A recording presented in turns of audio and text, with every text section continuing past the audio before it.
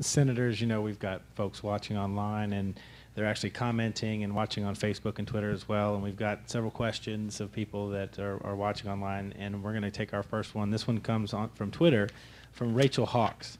And she asks, what are members of the House and the Senate doing to protect citizens' privacy in airport security screenings?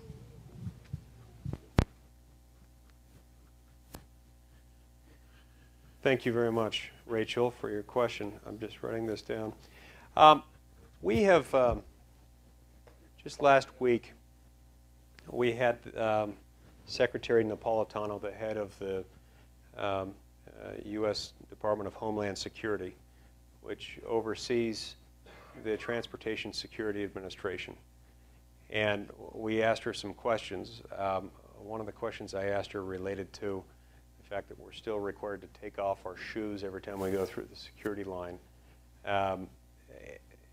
She didn't seem optimistic that anytime soon we'd be able to avoid that. Nor did she seem, we didn't have too much time to talk. I wish I'd had more time to talk to her about TSA-related issues.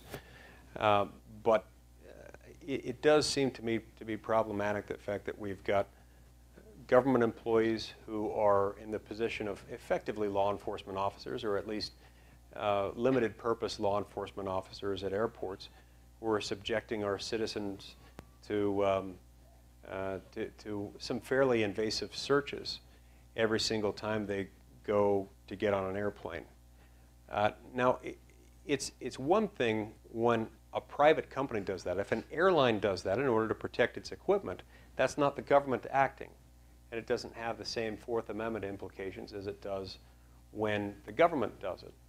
And so that's why this can be so troubling. Now, the Fourth Amendment says that we have a right to be secure in our persons, in our papers, in our homes, and that we can't be subject to a search or a seizure without a warrant.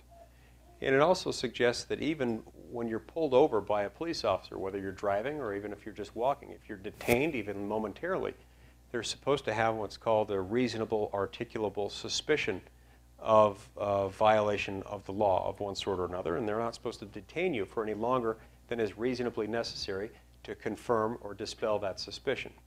But when you go to the airport, when you go through the airport security line, every single time you've got to subject yourself to a form of a search by the government. And sometimes when you go through, you're randomly selected out for a more invasive search. And I think that really is constitutionally problematic. There isn't, as I perceive it right now, a lot of public support in Congress for the idea of moving in a different direction. But the more that people like you, Rachel, raise issues like this, the more I think we can start moving in that direction. And I think what we ought to look to do is to have the airlines provide their own security screenings, or at least have that as an option. They have every incentive to make sure that their airline security screenings are safe, to make sure that they protect their investment in these airplanes, which cost an enormous amount of money. They're not going to let somebody on who could cause serious risk of harm. And then it's not the government doing the searching anymore. And guess what happens when you allow that to happen? You introduce competition into it.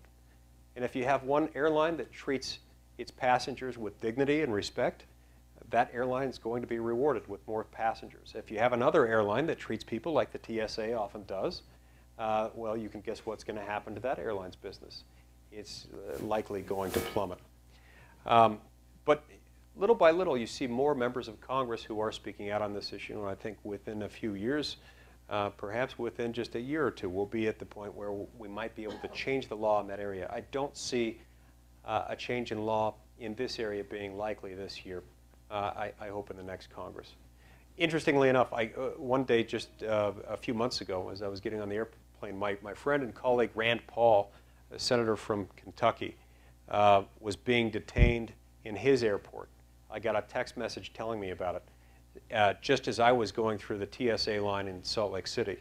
So I immediately got on my phone and I started texting Rand Paul, giving him constitutional advice about what arguments he should use.